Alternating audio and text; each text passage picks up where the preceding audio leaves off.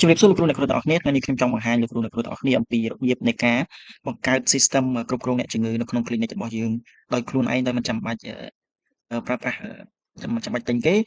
មិនចាំបាច់រកគេឲ្យជួយយើងណាអញ្ចឹងយើងអាចប្រើប្រាស់ជា Google Gemini ដើម្បីធ្វើការឲ្យយើងអញ្ចឹងមុននឹងអ្នកនរគ្នាបង្កើតជា system បានអ្នកនរគ្នាបងប្អូនលោកគ្រូអ្នកគ្រូទាំងអស់គ្នាត្រូវតែមានជា account Google Gemini Pro អញ្ចឹងយើងអាចនៅពេលដែលយើងមាន account Google Gemini Pro ហើយយើងអាចចាប់ផ្ដើមធ្វើការឆាតជាមួយនឹង AI ហ្នឹងអញ្ចឹងយើងអាចចាប់ផ្ដើមឆាតជាលក្ខណៈយើងសរសេរជា prompt ទេយើងអាចសរសេរជា prompt ថាអ្នកនរគ្នាអាចសរសេរតាមខ្ញុំក៏បានមើលពី step មួយតាមហ្នឹងទៅណាអញ្ចឹងយើងអាចសរសេរ create the web application tool for clinical management system in my clinic. There are content with menu អញ្ចឹង menu ហ្នឹងអ្នកនរគ្នាចង់បានឲ្យខ្លះអ្នកនរគ្នាចង់បានថាយើង patient info information patient information menu menu trong nàyទៀតជាលក្ខណៈជា consultation menu មាន examines menu មានអីទៀតមានជា para clinic menu មាន treatment menu មានជាទៅយើងព្យាបាលហើយដាក់ថ្នាំហើយយើងប្រកាសជាត្រូវការគិតលុយយើងអាចដាក់ជា invoice invoice ហើយយើងចង់បាន menu នឹងគ្រប់គ្រងទៅលើផ្នែកហិរញ្ញវត្ថុរបស់យើងចេញនឹងប្រាក់ចំណេញនឹងប្រាក់ចេញនឹងប្រាក់ចូលការចាយវានៅក្នុង clinic ហ្នឹងយើង add menu មួយទៀតគឺ financial financial menu ចិត្តយើងដាក់ប៉ុណ្ណឹងមកបន្ទាប់មកទៀតយើងសរសេរទៀតថា allow the user can input all information about patient about money cash flow អីចឹងយើងចេះតែស្អីទៅហើយមិនចាំបាច់ត្រូវវិជ្ជាករអង់គ្លេសក៏បានដែរ AI វាឆ្លាតណាអញ្ចឹងយើងដាក់ថា offer me the complete code the complete ដោយសារកុំព្យូទ័រហ្នឹងវាបាក់តា code key អក្សរ M អញ្ចឹងវាបាក់ស្អីតិច complete code to copy and pass to HTML file យើងសេតតែប៉ុណ្្នឹងសិនមកហើយយើងនឹងត្រូវកែបន្តទៀតតោះអញ្ចឹងវាចាប់ផ្ដើមសរសេរ code ឲ្យយើងអញ្ចឹង build a full scale clinical management that handles sensitive patient data financial record required repose back and secure database អញ្ចឹងវាចាប់ផ្ដើមដំណើរការសរសេរឲ្យយើងអូខេអញ្ចឹងអត់ដល់1នាទីផងគឺបានកូដទាំងអស់អញ្ចឹងអ្នកនរគ្នាអាចមើលតាមនេះទៅការរៀបរាប់របស់វាអញ្ចឹងអ្វីដែលសំខាន់គឺយើងត្រូវតែចេះ copy code ហ្នឹងយកទៅដាក់នៅកន្លែងណាអញ្ចឹងយើង copy code ហ្នឹងយើង copy យើងបើក notepad របស់យើងមកហើយយើង copy វាយើង notepad ថ្មីមួយមកយើង copy វាcopy វាចូលនៅក្នុងហ្នឹងហើយបន្ទាប់មកទៀតអ្នកនរគ្នាបានជា resource មួយជា code មួយអញ្ចឹងអ្នកនរគ្នាចុច save ណាចុច save as មកហើយយើង save វាជា all file ណាជា all file ហើយយើងបង្កើតជា folder មួយដើម្បីឲ្យយើងនឹងស្រួលរកកន្លែងថាតើយើងទៅរក file របស់យើងនៅកន្លែងណាអញ្ចឹងក្នុងនេះខ្ញុំបង្កើតជា folder មួយដាក់ថាជា teaching create system អញ្ចឹងយើងចូលក្នុង folder ហ្នឹងមកអូខេហើយបន្តមកទៀតយើងសរសេរនៅកន្លែងនេះយើងសរសេរថា clinical management system v1 version 1.html អញ្ចឹងកន្លែង .html នេះគឺវាសំខាន់ជាងគេអ្នកទាំងអស់គ្នាត្រូវតែសរសេរកន្លែងនេះអ្នកទាំងអស់គ្នាសរសេរអីក៏បានដែរតែកន្លែងនេះគឺត្រូវតែដាក់ .html តោះអញ្ចឹងយើងចុច save បន្ទាប់ពីយើងចុច save ហើយយើងទៅបើកនៅក្នុង folder របស់យើងនេះជា folder នេះ យើងបើកវាទៅអូខេអ្នកនរគ្នានឹងឃើញជា system មួយណាអ្នកនរគ្នានឹងឃើញជា system មួយហើយអូខេជា consultation មាន treatment មាន invoicing អីចឹងទៅអូខេហើយមានជា financial អូខេដល់ពេលដែលអ្នកនរគ្នាបានទម្រង់ប៉ុណ្ណឹងហើយយើងត្រូវ edit ទៀតអូខេយើងត្រូវ edit ដាក់អីគេយើងចង់ដាក់ឈ្មោះ clinic យើងអញ្ចឹងយើងអាចឲ្យ AI ហ្នឹងយើងអាចឲ្យ AI ហ្នឹង edit code ហ្នឹងឲ្យយើងចង់បានអីអ្នកនរគ្នាចង់បានអីអ្នកនរគ្នាប្រាប់ AI ទៅអញ្ចឹងណាឥឡូវខ្ញុំចង់ដាក់ថា I want you to add my clinic អូខេ my clinic name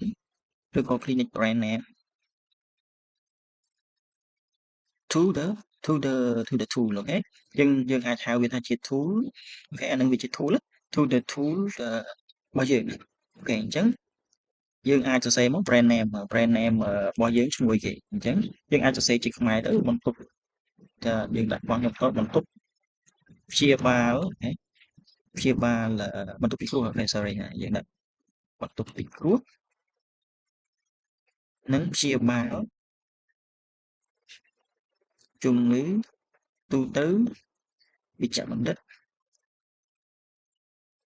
ឆ្នាំសំណាងអីចឹងទៅអូខេសំណាងតបមកទៀតអ្នកនរគ្នាដាក់ slogan អ្នកនរគ្នាមកអូខេទីគេវិជ្ជាជីវៈអូខេវិជ្ជាជីវៈសិលធម៌ល្អអូខេយើងដាក់ចឹងមកផ្សេងតែអ្នកនរគ្នាដាក់ថាមិនបានសិលធម៌ល្អតម្លៃសមរម្យអូខេ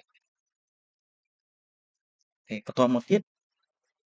យើងប៉ុណ្ណឹងសិនអូខេយើងកុំតន់ច្រើនពេកយើងដាក់តែប៉ុណ្ណឹងសិនទៅកន្លែងនេះយើងដាក់ I want អូខេ I want you to add my clinic brand name to the tool ថា on the top ហ្នឹង on the top យើងអាចសរសេរចឹងអូខេអញ្ចឹងវាចាប់ផ្ដើមកែយើង that's prediction វាប្រាប់យើងណា using your clinic specific brand name give the tool a professional and local feel អូខេអញ្ចឹងបន្តមកទៀតអញ្ចឹងវាចាប់ផ្ដើមឲ្យយើងមកហើយ I have នេះកន្លែងនេះស្មាន I have integrate the Khmer brand name and slogan on the header prominent header អូខេអញ្ចឹងមកបន្តមកទៀតយើងចាប់ផ្ដើម copy ហ្នឹងយើងចាប់ផ្ដើម copy ហ្នឹងហើយយើងចាប់ផ្ដើមបើក tab មួយទៀតយើង pass មកយើង save គឺយើង save as កន្លែងហ្នឹងយើង save វាជា all file ណាអ្នកនរហើយកន្លែងនេះយើងអាច click ចឹងមកវាមានឈ្មោះយើងស្រាប់ហើយយើងដាក់ version 2.html ឥឡូវយើងចាប់ផ្ដើមចុច save វាម្ដងទៀតយើងទៅមើល version 2របស់យើងអូខេតើវាលេចចេញមិនអូខេអ្នកនរគ្នាឃើញអត់អញ្ចឹងវាចាប់ផ្ដើមបានបន្ទប់ពិគ្រោះនិងព្យាបាលជំងឺទូទៅវិជ្ជាបណ្ឌិតក្នុងសំណាងហើយនេះកន្លែងនេះវាមានកន្លែងបញ្ចូលទិន្នន័យអីចឹងទៅអញ្ចឹងប៉ុណ្ណឹងវាអត់ទាន់ល្អទេណាអូខេប៉ុណ្ណឹងវាអត់ទាន់ល្អគ្រប់គ្រាន់សម្រាប់យើងទេអញ្ចឹងយើងត្រូវតែ edit ថែមទៀតអញ្ចឹងអ្នកនរគ្នាឃើញកន្លែងនេះគឺយើងចង់ដាក់ឈ្មោះបន្ទប់ថែទាំរបស់យើងហ្នឹងនៅកណ្ដាលគូអូខេហើយយើងចង់ដាក់ logo ទៀតអញ្ចឹងណាតែឥឡូវនេះខ្ញុំនឹងបង្រៀនអ្នកនរគ្នាថាយើងចង់ដាក់បន្ទប់ពិគ្រោះនិងព្យាបាលជំងឺរបស់យើងនឹងនៅចំជា central នៅចំកណ្ដាលទូអញ្ចឹងយើងប្រាប់ AI ទៀតផ្សេងមក I want my brand name okay? I want my brand name in the central of the tool okay of it brand name ហើយ slogan របស់យើងណា brand name and slogan in the middle ឬក៏ in the center of the tool with Khmer Unicode okay Khmer Unicode fonts okay with Khmer Unicode font យើងអាចដាក់មក font អីគេមូលអូខេចឹងមកតោះយើងហើយយើងទៅសេថា code me the part of this and guide me where to copy the code and pass okay and pass to the exist code អញ្ចឹងយើងទៅប៉ុណ្្នឹងមកយើងទៅទៀតអូខេអញ្ចឹងវាចាប់ផ្ដើមមកប្រាប់យើងណា To achieve that classic professional Cambodian medical look we will use the Mool font for your brand name អូខេខ្មែរ OS បាត់ដំបងអីចឹងទៅអូខេតើឥឡូវយើង បានកូដប៉ុណ្ណឹងឥឡូវនេះកូដអញ្ចឹងបានកូដមកណាអញ្ចឹងលើកនេះយើងអត់មាន copy ទាំងមូលដូចមុនទេគឺយើង copy ផ្នែកនៃកូដហ្នឹងទៅផាសនៅក្នុងកូដដែលយើងបានសរសេរហើយអូខេដែលយើងមានហើយអញ្ចឹងយើង copy this entire block វាប្រាប់យើងឃើញអត់its content Google Form link and new header HTML អញ្ចឹងអ្នកនរគ្នាត្រូវតែ copy អាហ្នឹងមកនៅពេលដែលអ្នកនរគ្នាបានកូដហ្នឹងហើយវាប្រាប់អ្នកនរគ្នាថាតើយើងគួរតែផាសវានៅកន្លែងណា replace the old header with this new central version follow this step អញ្ចឹងវាឲ្យយើង follow យើងដើររក header អូខេ header tag in your central code it usually start around line ទី1ទី18ឬក៏20អញ្ចឹងទៅបន្ទាប់មកទៀតយើង highlight everything from the header down to header delete and paste the code block I provide អូខេអញ្ចឹងយើងបានព័ត៌មានណាយើងវាប្រាប់យើងអស់ហើយអញ្ចឹងយើង copy អាហ្នឹងមកអូខេយើង copy អាហ្នឹងមកអូខេ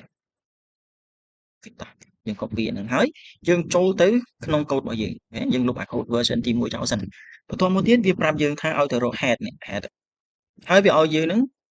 នេះវាឲ្យយើងហ្នឹង highlight head ហ្នឹងមក highlight head នៅចន្លោះ head និង head ហ្នឹងគឺវាឲ្យយើង highlight ហើយវាឲ្យយើងលុបចេញហើយបន្ទាប់មកទៀតវាឲ្យយើង pass អញ្ចឹងយើងចុច pass មកអូខេនៅចន្លោះ head និង head ហ្នឹងយើង pass អាកូដថ្មីហ្នឹងមកអូខេបន្ទាប់ពី pass ហើយយើងមើលដែរអានេះបើសិនជាវាមាន head 2អញ្ចឹងយើងត្រូវតែលុបវាមួយចោលកន្លែងហ្នឹងគឺសំខាន់ណាស់តោះបន្ទាប់មកទៀតយើងចុច save យើងឡើងចុច save អស់ហើយយើងចុច save បន្ទាប់ពីយើងចុច save ហើយយើងទៅ refresh វាណាឬក៏យើងទៅបើកវាម្ដងទៀតមកយើងចុចបើកគាត់អូខេអញ្ចឹងវាមានបញ្ហាហ្នឹងគឺនៅកន្លែងណាអូខេវាមានបញ្ហានៅពេលដែលអ្នកទាំងអស់គ្នាអញ្ចឹងមកវាចាប់ផ្ដើមមានបញ្ហាអញ្ចឹងយើងសួរវាថាតើវាមានបញ្ហាអីបានជាវាចេញអញ្ចឹងណាអូខេអញ្ចឹងយើងចាប់ផ្ដើមរកបញ្ហានៅពេលដែលយើងរកបញ្ហាគឺយើង copy កូដទាំងអស់ហ្នឹងអូខេយើង select all ហើយយើង copy កូដហ្នឹងមកហើយយើងសួរវាថា check the code why it okay why it is not look good okay why it is not look good